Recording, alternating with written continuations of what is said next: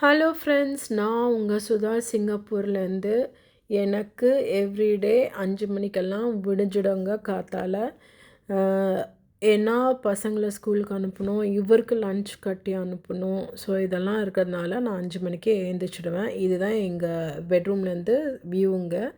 12th floor இருக்கிறதுனால நல்ல view. இவர் வந்து இது ஊருக்கு போயிருக்காரு. ஏன்னா வந்து அவருக்கு வந்து ஆன்சைட்டில் ஏதோ வேலை இருக்குன்ட்டு போயிருக்கார் அவர். ஸோ இன்றைக்கி இந்த பையனுக்கு மட்டும்தான், அவனுக்கும் வந்து லன்ச் கிடையாது இன்றைக்கி. ஏன்னா அவனுக்கு எக்ஸாம் நடக்கிறதுனால பிரேக்ஃபாஸ்ட் மட்டும் சாப்பிட்டு போயிடுவான். ஸோ ஏந்திரிச்சு நான் குளித்து அதுக்கப்புறம் வந்து சாமி கும்பிட்டு அதுக்கப்புறம் தான் நான் சமையல் ஸ்டார்ட் பண்ணுவேன். நான் இன்றைக்கி என்ன பண்ணேன்னா, முதல் நாளே உருளைக்கிழங்கு வந்து வேக வச்சுட்டு ஃப்ரிட்ஜில் வச்சுட்டேன் நான். ஸோ ஈஸியாக ஆகிடும் அப்படின்ட்டு. ஸோ இதுதான் இங்கே பால்கனி. பால்கனிலேருந்து வியூவாக பாருங்கள், அழகாக இருக்கும், ரொம்ப அழகாக இருக்கும். நல்லா காற்று வரும் ஈவினிங்னால். என்னென்ன பிளான்ட்ஸ் வச்சுருக்கேன்னா, சின்ன கார்டன் மாதிரி வச்சுருக்கேன். என்ன பிளான்ட்ஸ்னால், ஒரு மணி பிளான்ட்டு, கற்பூரவல்லி, அப்புறம் செம்பருத்தி, அப்புறம் வந்து வெண்டைக்காய் செடி, பாவக்காய் போட்டிருக்கேன். ஸோ வெண்டைக்காய் பாவக்காய் அப்பப்போ காய்க்கும், அதை எடுத்து சமைச்சிப்பேன். அதுக்கப்புறமா வந்து அதாங்க என்ன பண்ணேன், இந்த பொட்டேட்டோ வேக வச்சு வச்சுருக்கனால எனக்கு அடுத்த நாளைக்கு ஈஸி ஆகிடும்ன்ட்டு வேக வச்சு வச்சுக்கிட்டு அதில் என்ன பண்ணுவேன், ஆனியன்ஸ் குட்டி குட்டியாக கட் பண்ணி, சின்ன சின்னதாக இது பச்சை மிளகா கட் பண்ணிக்கிட்டு, கொத்தமல்லி, அதுக்கப்புறமா வந்து கொஞ்சம் சால்ட்டு, அப்புறம் வந்து சாண்ட்விச் மசாலா போட்டு நல்லா மிக்ஸ் பண்ணிவிட்டு சீஸ் போட்டு மிக்ஸ் பண்ணிவிடுவேங்க. மிக்ஸ் பண்ணிக்கிட்டு அதை வந்து அவனுக்கு சாண்ட்விச் மாதிரி பண்ணி கொடுத்துருவேன். அவன் என்ன பண்ணுவான், ஏந்து குளித்து அவனும் சாமி கும்பிட்டு தாங்க சாப்பிடுவான். எங்களுக்கெல்லாம் சாமி கும்பிட்றது தான் மெயின்னு. ஃபஸ்ட்டு சாமி கும்பிட்டு அதுக்கப்புறமா மற்ற வேலை தான் பார்ப்போம். ஸோ அது வந்து அவனுக்கு ப்ரெட் ப்ரிப்பேர் பண்ணி கொடுத்துட்டேன். அவனும் வந்து 2 சாண்ட்விச் சாப்பிட்டு அவன் ஸ்கூலுக்கு கிளம்பிட்டான். ஏன்னா யூஸ்வலாக வந்து நான் வந்து ஃப்ரைடேஸ்னால் அவர் இருக்கிறதுனால நான் காத்தாலையே சமைச்சு முடிச்சிடுவேன். சமையலும் முடிஞ்சிடும். இப்போ வந்து இவனை அனுப்பிட்டு அதுக்கப்புறமா நான் சமையல் ஸ்டார்ட் பண்ணேன். ஏன்னா வந்து டான்ஸ் கிளாஸ் இருக்குது. ஃப்ரைடேனா எனக்கு டான்ஸ் கிளாஸ் இருக்கும். ஸோ நான் வந்து சமைக்கணுன்னா ரொம்ப டயர்டாகிடுவேன். அதனால் இவனை அனுப்பிச்சி விட்டுட்டு அதுக்கப்புறமா நான் சமையல் ஸ்டார்ட் பண்ணேங்க. ஒன்றும் இல்லை, இன்றைக்கி வந்து சமையல் ரொம்ப சிம்பிளாக 1 பாட் கறியாக இருக்கணும் அப்படின்ட்டு, அதுலேயே ப்ரோட்டீன் இருக்கணும், அதுலேயே வந்து வெஜிடபிள்ஸ் எல்லாம் இருக்கணும்னு சொல்லிட்டு பொரிச்ச குழம்பு மாதிரி பண்ணிட்டேங்க. ரொம்ப ரொம்ப ஈஸி. என்னன்னா ஒன்றும் இல்லை, தாளிக்கிறதுக்கு சோம்பு, கடுகு, சீரகம் இது போட்டுக்கிட்டு கொஞ்சோண்டு உரிச்ச கார்லிக் இருக்குல்ல, அது வந்து ஒரு 4-5 பல் கார்லிக் போட்டுக்கிட்டு, அதுக்கப்புறமா வந்து வெங்காயம், தக்காளி நல்லா வதக்கிக்கிட்டு, மல்லித்தூள், மிளகாத்தூள் போட்டுக்கிட்டு, அதுக்கப்புறமா கத்திரிக்காய் போட்டு நல்லா கலந்து விட்டுக்கணுங்க.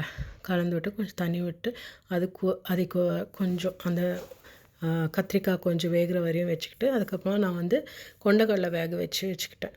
கொண்டக்கடலை வந்து அது கொஞ்சம் கத்திரிக்காய் வெந்தோடனே அந்த கொண்டக்கடலை அதை போட்டுட்டு கொஞ்சம் தேவையான அளவுக்கு சால்ட் போட்டு நல்லா மிக்ஸ் பண்ணிக்கிட்டு மூடி வச்சுட்டு அதுக்கப்புறமா வந்து தேங்காய் வந்து நல்லா நைஸாக அரைச்சிக்கிட்டோங்க.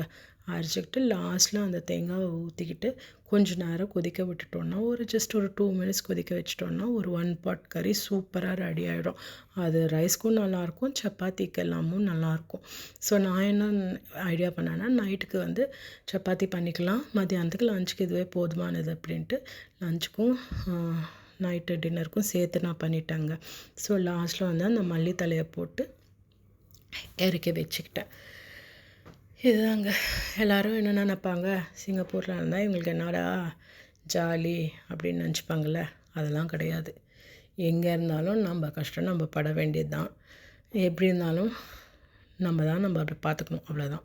நம்ம ஊரில் இருந்தால் கொஞ்சம் ஈஸி, இங்கே இருந்தால் கொஞ்சம் கஷ்டம், அவ்வளோதாங்க. அதுக்கப்புறமா இது முடிச்சுட்டு அதுக்கப்புறமா நானும் எனக்கு ஒரு சாண்ட்விச் ப்ரிப்பேர் பண்ணி யூஸ்வலாக நான் என்ன பண்ணுவேன், சாண்ட்விச்லாம் சாப்பிட மாட்டேன். ப்ரோட்டீன் பவுடர் போட்டு ஒரு பனானா போட்டு ப்ரோட்டீன் ஷேக் மாதிரி பண்ணிக்கிட்டு குடிச்சிடுவேங்க. அதுவே எனக்கு போதுமானது. ஆனால் இன்றைக்கி டான்ஸுக்கு போடுறதுனால ஒரு சாண்ட்விச் எக்ஸ்ட்ரா சாப்பிட்டேன்னா எனக்கு 1 மணி வரையும் டான்ஸ் கிளாஸ் இருக்கும், பசியை தாங்கும் அப்படின்னு கொஞ்சம் சாப்பிட்டு கிளம்பிட்டேன். அப்பாடான்னு இருக்கும் அது சாப்பிட்றதுக்குள்ளே. அதுக்குள்ளே கரெக்டாக ஒரு 10 நிமிஷம் தாங்க சாப்பிட்டு அதுக்கப்புறமா டான்ஸ் கிளாஸ் கிளம்பிட்டு டான்ஸ் கிளாஸ் யூஸ்வலாக வந்து இங்கேருந்து ஒரு 10 நிமிஷம் வாக் இருக்கும். சீமே கம்யூனிட்டி சாங்கி சீமே கம்யூனிட்டி சென்டரில் தான் எங்கள் டான்ஸ் கிளாஸ் இருக்குது. ஸோ அங்கே தான் எல்லா ஆக்டிவிட்டீஸும் நடக்கும். இதுதாங்க அந்த சீமே டான்ஸ் கிளாஸ். அதாவது சீமே கம்யூனிட்டி சென்டரு. இதுக்கு எதிரில் ஒரு ஃபுட் கோர்ட் இருக்கும். எல்லோரும் என்ன பண்ணுவாங்க, ஃபுட் கோர்ட்டில் வந்து அவங்க டின்னரோ லன்ச்சோ ஏதாவது பண்ணிக்கிட்டு அதுதான் நியூஸ் பேப்பர் அதெல்லாம் கம்யூனிட்டி சென்டரில் படிச்சுட்டு அதுக்கப்புறம் வீட்டுக்கு கிளம்பிடுவாங்க. இதுதான் இங்கே டான்ஸ் கிளாஸு. சார் கொஞ்சம் பிரேக் கொடுத்ததில் நான் வந்து வீடியோ எடுத்திருக்கேன். ஸோ நாங்கள்லாம் ப்ராக்டிஸ் பண்ணி ரொம்ப அசந்து கலப்பாக அப்படியே ஒரு கொஞ்சம் ரெஸ்ட் எடுத்துகிட்டு இருந்தோம். சார் வந்து அவரோட ஃபார்மேஷன் வேலை அவர் பார்த்துக்கிட்டு இருக்காரு. இவர் தான் சார் மிஸ்டர் ஷபின். இவர் தான் ஷாஸ் டான்ஸ் ஸ்கூல் சிங்கப்பூர் வந்து head and he is the one who is taking care of the entire dance school. அதுக்கப்புறம் அங்கே முடிச்சுட்டு டான்ஸை முடிச்சுட்டு நேராக மாலுக்கு கிளம்பி போயிட்டேன். ஈஸ்ட் பாயிண்ட் மால் சீமே. அங்கே போனால் அங்கே வந்து 4th ஃப்ளோரில் நம்ம முருகன் ஸ்டோர்ஸ் இருக்கும். எனக்கு இந்த சீமையில் இருக்கிறதுனால இது ஒரு பெரிய ப்ளஸ் பாயிண்ட்டுங்க. இங்கே அங்கேன்னு எனக்கு அலைய தேவையில்லை. ஏன்னா நம்ம முருகன்லேயே எல்லாம் கிடச்சிடும் எனக்கு. ஸோ வெள்ளிக்கிழமை இல்லை, அதனால் பூஜைக்காக பூவு பழம் வெத்தலை பாக்கு அப்புறம் அதோட சில க்ராசரிஸ் வாங்க வேண்டியதாக இருக்குது. எல்லாமே வாங்கிக்கிட்டாங்க. வாங்கிக்கிட்டு அதுக்கப்புறமா வந்து வாங்கி முடிச்சுட்டு வெளியில் வந்துட்டேன். இப்போ அது வாங்கினது என்னமோ 4 சாமான் மாதிரி தான் தெரிஞ்சுது எனக்கு.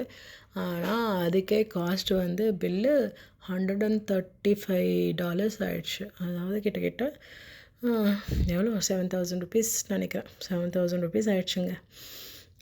ஸோ அது முடிச்சுக்கிட்டு அது முடிச்சுட்டு அதுக்கப்புறமா நான் வீட்டுக்கு கிளம்பி போயிட்டேன். பையன் வந்துட்டான். கொஞ்ச நேரம் ரெஸ்ட்டு தூங்கி எழுந்திரிச்சு அதுக்கப்புறமா பையன் வந்தான். பையன் வந்தவுடனே அவனுக்கு ஏதாவது ஸ்நாக் பண்ணி கொடுத்துட்டு அப்புறம் ஈவினிங் சப்பாத்தி பண்ணிவிட்டு அதுக்கப்புறமா ஈவினிங் சாமியை கும்பிட்டாங்க. பூவெல்லாம் வச்சு எல்லா சாமிக்கும் பழம்லாம் வச்சு வாராகி அம்மனுக்கு அர்ச்சனை பண்ணிவிட்டு அதுக்கப்புறம் என்னோடய ப்ரேயர்ஸ் முடிச்சுட்டு அதுக்கப்புறமா சாப்பிட்டு தூங்கிட்டோம். இதுதாங்க எங்கள் வீட்டு கதை. இது பிடிச்சிருந்தா லைக் பண்ணுங்கள், சப்ஸ்கிரைப் பண்ணுங்கள், ஷேர் பண்ணுங்கள்.